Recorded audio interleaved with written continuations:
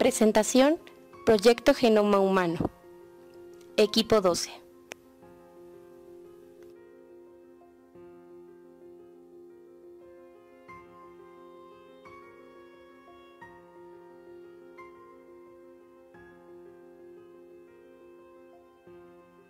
¿Qué es el proyecto de Genoma Humano? Es un proyecto de investigación científica con el objetivo fundamental de determinar la secuencia de pares de bases que compone el ADN. El genoma debe de ser entendido como la totalidad de la información genética almacenada en el ADN de las células. Cada persona tiene su propio genoma, el cual guarda una gran similitud con todos los de su propia especie. Tiene como instrucciones que determinan las características físicas y en parte psicológicas e intelectuales del individuo. Ha sido descifrado gracias al esfuerzo de un consorcio público internacional que es el Proyecto de Genoma Humano y una empresa privada llamada Celera. ¿Cómo inició el proyecto? El proyecto Genoma Humano nació en un marco de revolución científica e innovación tecnológica. Se pone en marcha el 1 de octubre de 1990, pero ya había cobrado vida extraoficialmente en los años 80. Bueno, la idea inicial consistía en derivar una secuencia de ADN de los cromosomas humanos. Esta tarea fue realizada por 3 investigadores. Estos querían producir 3 clases de mapas genéticos. En el primer mapa querían configurar un mapa de uniones genéticas que permitiera la búsqueda de los caracteres hereditarios de nuestros antecesores. En el segundo mapa querían conseguir englobar un conjunto de mapas físicos para facilitar el examen directo del ADN que se puede emplear para estudiar regiones cromosómicas. En el tercer mapa querían información suficiente acerca de la secuencia del ADN para acelerar el estudio de los aproximadamente 100.000 genes existentes en el ser humano. Bueno, ¿y qué se esperaba de este proyecto? Entre los resultados que se esperaban de este proyecto destacan la determinación de anomalías genéticas responsables de enfermedades hereditarias que permitiera en un futuro la prevención y curación de estas enfermedades atacándola desde su raíz, enfermedades como el cáncer, la diabetes y el SIDA. Otro punto que se esperaba es que están haciendo investigaciones acerca de los genes implicados en el envejecimiento humano para conseguir así mayor longevidad. También querían despejar la angustia de una familia, por ejemplo, en la que haya manifestado enfermedades hereditarias graves y desconocen si esa dolencia puede ser transmitida a sus descendientes. Otro punto que querían hacer era recaudar información de nuestro origen, el de nuestros antepasados y el de otras civilizaciones a través del análisis de ADN. Por último punto, querían conocer la huella genética de, por ejemplo, un delincuente a través de un cabello, un poco de saliva o una gota de sangre.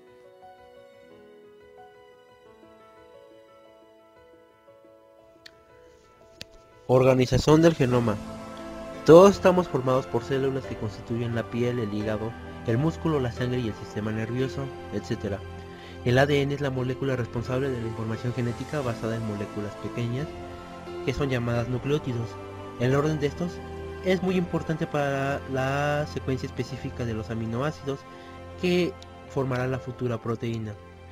Solo participarán 4 nucleótidos diferentes que establecen un código genético. Como hemos visto anteriormente, los nucleótidos componen de 3 elementos. Es una base nitrogenada que puede ser adenina, guanina, citosina o timina, desoxirribosa y un grupo fosfato. La base es responsable de la información, ya que éstas escribirán el libro de la vida, como así lo llamamos. La azúcar y el grupo fosfato desempeñarán una función estructural y facilitadora polimerizadora para el engarce de estos nucleótidos. Estabilidad del genoma.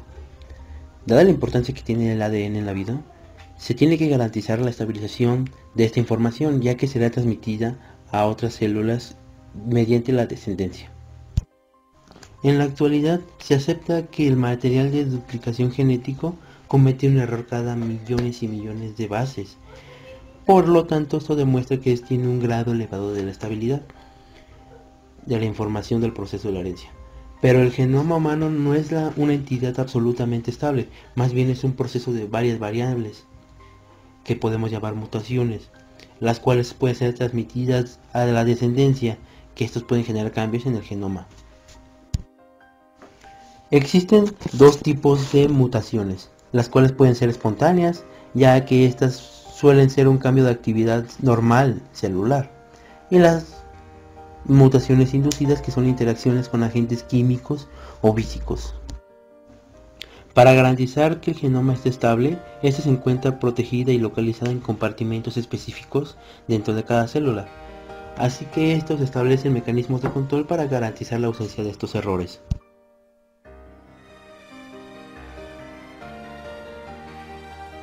El genoma humano está constituido por un genoma nuclear y otro mitocondrial.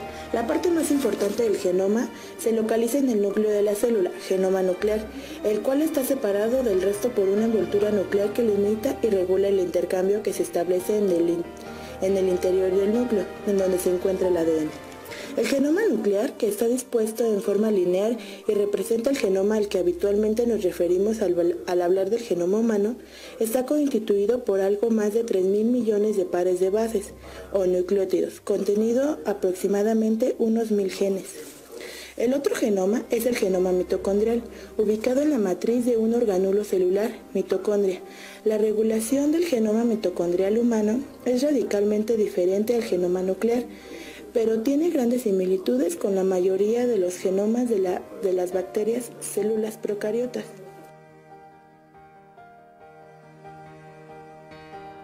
Es más simple, está constituido por unos 16.600 pares de bases, conteniendo 37 genes y una disposición circular.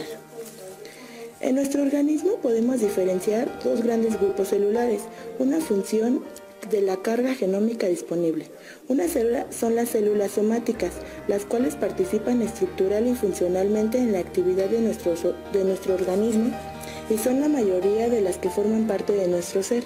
Se caracterizan por disponer de una información genética nuclear duplicada, número diploide de cromosomas, dispuesta en 22 pares de cromosomas homólogos, autosomas, y dos tipos de cromosomas sexuales, X e Y, de cuya combinación depende del sexo femenino, XX, o masculino, XY, de la persona.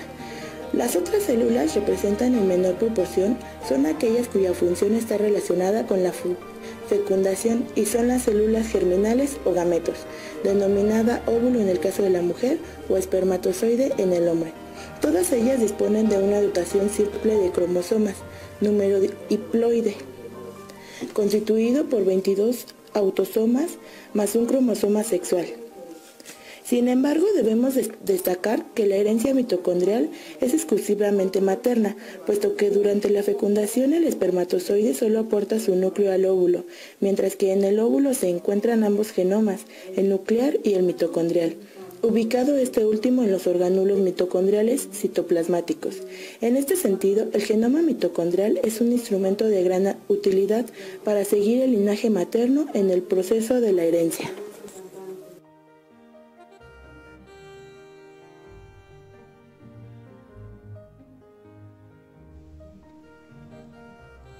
Métodos de estudio. Existen dos métodos de estudio para el proyecto Genoma Humano. El primero, propuesto por Greg Venter, y otro, aplicado por el consorcio público. El americano Greg Venter, en 1998, comenzó a aplicar la más sofisticada tecnología informática disponible al servicio de la secuenciación, ofreciendo, el 26 de junio del 2000, un primer borrador de la secuencia humana del ADN. El sistema utilizado por Venter ha sido criticado por su baja definición, pues lo que persigue el consorcio público es generar una secuencia de alta calidad que reduzca las ambigüedades y permita un error cada 10.000 bases. Este nivel de precisión es crítico para reconocer los componentes reguladores de los genes y, por tanto, comprender la biología humana. La técnica seguida por Venter se conoce como shotgunning y consiste en fragmentar de golpe todo el genoma en unos 70 millones de pequeñas fracciones y secuenciar cada uno de estos trozos por separado. Luego, haciendo uso de ordenadores de gran potencia, reordena los mismos, valiéndose de la característica anterior de apareamiento y utilizando como molde otros fragmentos de genoma de secuenciación conocida. El método de secuenciación seguido por el consorcio público es más lento, pero también más preciso. Consiste en leer cada uno de los 23 pares de cromosomas del ser humano por separado. El resultado más destacado de este análisis preliminar ha sido la conformación de que el ser humano posee alrededor de 30.000 genes, cuando las estimaciones más precisas no bajaban de los 80.000. Otro de los descubrimientos de este primer análisis ha sido la constatación de la alta fragmentación de los genes humanos en comparación con otros organismos. Es curioso saber que tan solo 11.000 genes nos separan de un gusano. Tecnología y avances sobre el genoma. Una vez que se conocen qué genes producen qué enfermedades y las características para diagnosticar una enfermedad, conociendo las secuencias de bases, es necesario realizar una terapia para acabar con esa enfermedad. Sabemos que un paciente en un determinado lapso de tiempo es posible que padezca una enfermedad. Una consecuencia, por tanto, del proyecto Genoma Humano es desarrollar terapias contra las enfermedades que ha diagnosticado. Se conocen la terapia génica, la terapia farmacológica y la medicina predictiva. La terapia génica. Esta supone la probabilidad de curar las enfermedades hereditarias cartografiadas por este, insertando copias funcionales de genes defectivos o ausentes en el genoma de un individuo para tratar dicha enfermedad.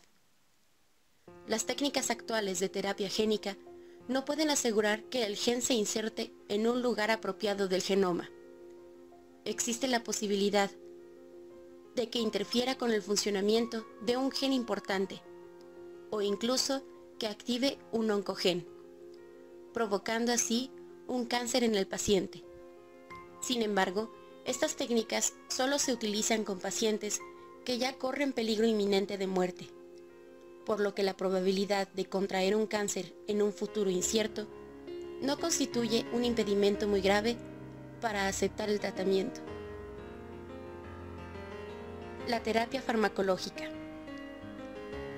Esta permite encontrar alteraciones en la secuencia del ADN de genes específicos, y esto conlleva a que se realice el tratamiento con medicamentos de una manera dirigida, neutralizando las alteraciones y modificando favorablemente el curso de la enfermedad, de forma más efectiva que los tratamientos de la medicina actual, que están generalmente dirigidos a aliviar los síntomas. Lo que se trata de lograr es que los medicamentos se ajusten a las características genéticas del paciente y así poder metabolizar el fármaco de la mejor manera posible, a lo que en consecuencia elimina o minimiza los efectos secundarios indeseables del mismo. La medicina predictiva. Esta permite diagnosticar enfermedades gracias a los conocimientos del genoma, que aún no se han desarrollado en el paciente. Se distinguen dos tipos de enfermedades que se pueden diagnosticar mediante la medicina predictiva.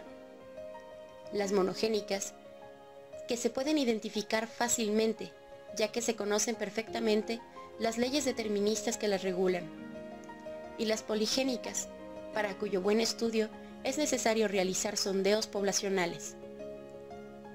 Sin embargo, también una causa importante de controversia en la sociedad es los estudios poblacionales que se realizan para estudiar las enfermedades poligénicas. Estas se pueden utilizar para discriminar a ciertas personas o grupos, lo que se llamaría discriminación genética. Hay que tener también en cuenta que los conocimientos a los que podemos llegar con este proyecto pueden poner en peligro el futuro de la humanidad o la degradación de los valores éticos, al tener también efectos negativos como la aparición de actitudes discriminatorias al sobrevalorar un determinado gen que lleve a discriminar a las personas que carezcan de él. Que los padres, siguiendo modas, intenten una selección genética de sus hijos.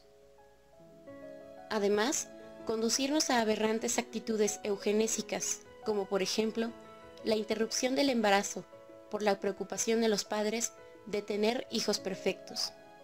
Y esto nos llevaría a acabar con la versatilidad de la dotación genética humana, e incluso con la raza humana.